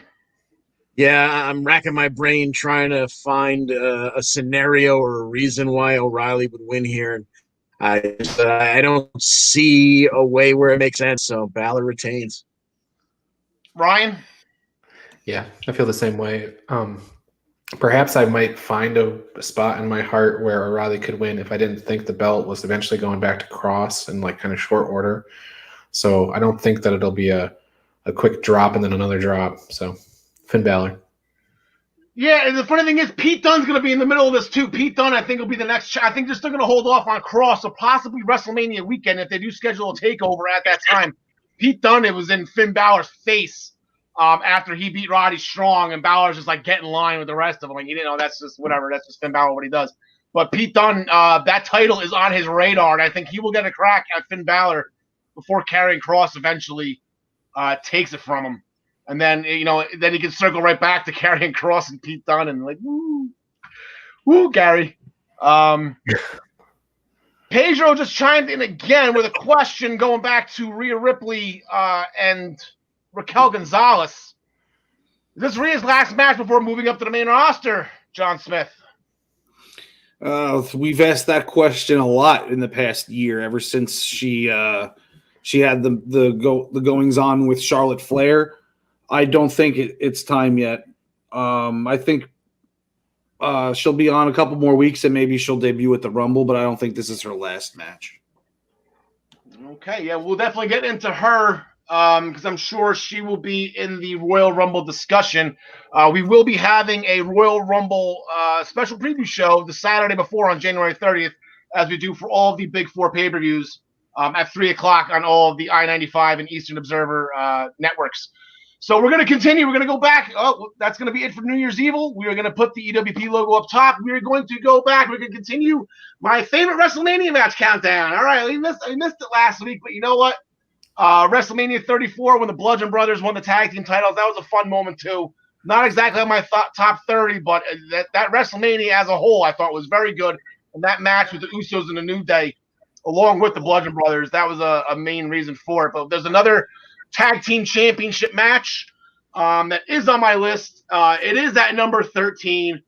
I went on a rant about this match, not about the match at WrestleMania, but when Rhino was his Bound for Glory preview, when Rhino, the man beast from Detroit, Michigan, has just made the most significant impact in TLC. So we have TLC 2 for the WWF Tag Team Championships. The Dudleys defending against the Hardy Boys and Edge and Christian. This was their third triple threat ladder match, if you want to call it that. The first one was at WrestleMania 2000. That one was the standard bearer. Nothing against that one. And then it turned into TLC the following SummerSlam. And that was great too. This one, I put this one above it just for the simple fact that they were able to include Rhino and Spike Dudley, and Lita went up a ton of notches in my book in this match. She took a 3D. She cracked Spike Dudley in the head with a chair so hard. I thought Spike was completely knocked out. The swing where I believe it was Devon or Bubba, one of the Dudley boys pulled Jeff Hardy back, and then Jeff Hardy was hanging on there and swung into Edge's spear off the ladder. That is the big iconic move from that match. And the fun thing is, whether it's TLC 2 from 17 or TLC 1 from SummerSlam or from just a triangle ladder match at WrestleMania 2000, Edge and Christian always got the job done. So that is number 13 on my list. We are now 12 weeks away from WrestleMania. I'm excited. I hope it stays. That last weekend in March, it would make my life a lot easier if it does. We got a little bit of time. Any questions, comments with that match, John DeConnie? Your memories of that match? Anything?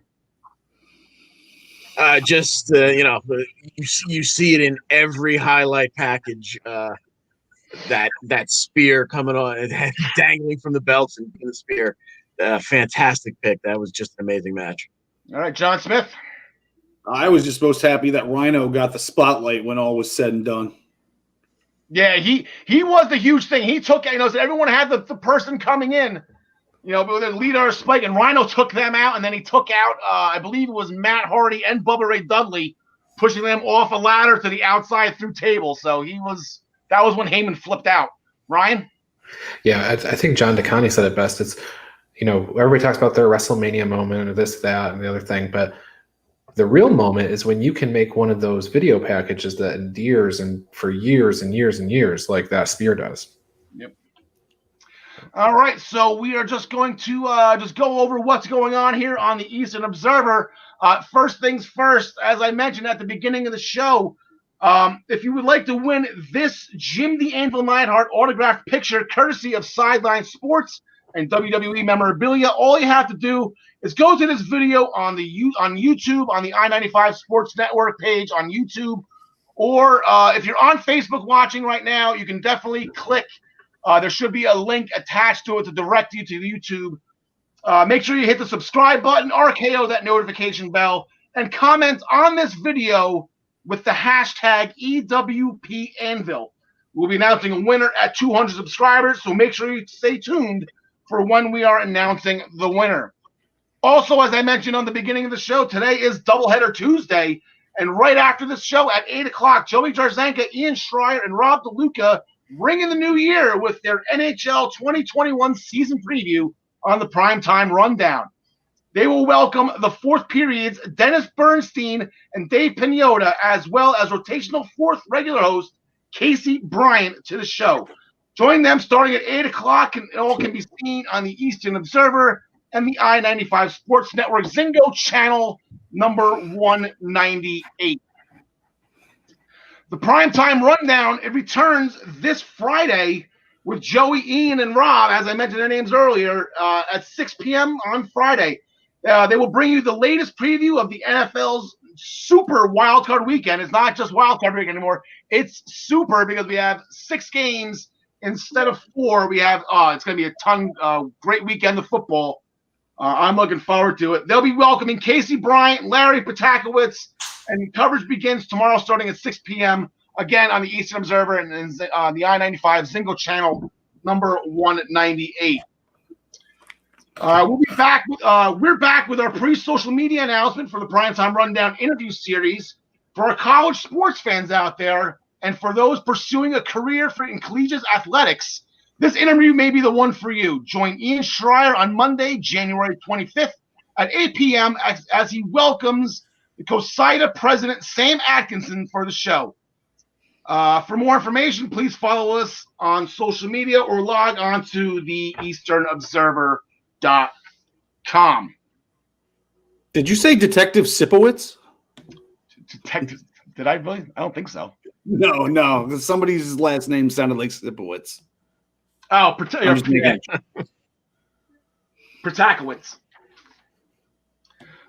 Tune in 10 a.m. Monday through Friday with Ryan Joy. Get your morning cup of joy with the Daily Wrestling News Show. Again, it can be seen on all the platforms as you see here on Spotify, on iHeartRadio, on Google Podcasts, Apple Podcasts, or if you search the I-95 Sports Network on YouTube, you will find the Daily Wrestling News Show with Ryan Joy, along with his band of merry men, which will include myself, John Smith, John DeConnie, and Travis Severance. Staying with Ryan, the Body Slam Brigade gets released every Friday at noon. Always a great read, always a fun letter. Sit down on the toilet, enjoy yourself a nice, good read that Ryan brings with us that covers the week in wrestling. Ryan, any preview for this Friday? No, it's going to return. Last 2 weeks have been kind of abbreviated issues because of the holidays and things like that. We are going to return with a full issue this week that has the whole news of the week. So subscribe for free at bodyslambrigade.com. All right. We also have the Black Cats NYC, their new album Free Cake, that you can get on all of these music platforms: Apple Music, Deezer, YouTube, Spotify, etc. You can get it now on all of them. Again, the Black Cats NYC, their new album Free Cake. Who doesn't love free cake? We are back next week, as always, at 6 p.m. The Essential Wrestling Podcast, powered by the EasternObserver.com, sponsored by ProWrestlingPick.com, and presented by minutestobelltime.com. And speaking of ProWrestlingPick'em.com, please make sure you go now to make sure you pick all the matches for tomorrow night's New Year's Evil, New Year's Smash, as well as Saturday's Impact Genesis pay-per-view, which will feature the Super X Cup tournament. Gentlemen, anything else that you would like to say before we get out of here and let Joey come in and do his thing, hockey talk? John McConaughey, anything? I think we've covered just about everything we need to. All right, we're coming right up again. John Smith? No, just can't wait for New Year's Evil tomorrow, and I'm gonna fly out of here now. Ryan, we'll see you in the morning. Who do you got on tomorrow morning with you? John DeConnie in the morning. Also, thank you to Pedro, who was with us for almost the entire show today, providing comments throughout. So thank you for great questions by Pedro too. He was a Thinking Man's wrestling fan. I like the way he thinks. Mm-hmm. So thank you very much for joining us today on the Essential Wrestling Podcast. Make sure you stay tuned for the NHL season preview by the Primetime Rundown. Spoiler alert, Islanders are winning the Stanley Cup. Alexa Bliss, we love you. Tegan Knox, we miss you. Get well soon. It's got to be coming soon, right? Maybe a couple months away. I'm looking forward to her return. Miss her. John DeConnie, take home. Thanks for joining us. And as always, we wish you the best in all your future endeavors. No graphics at the end of this week.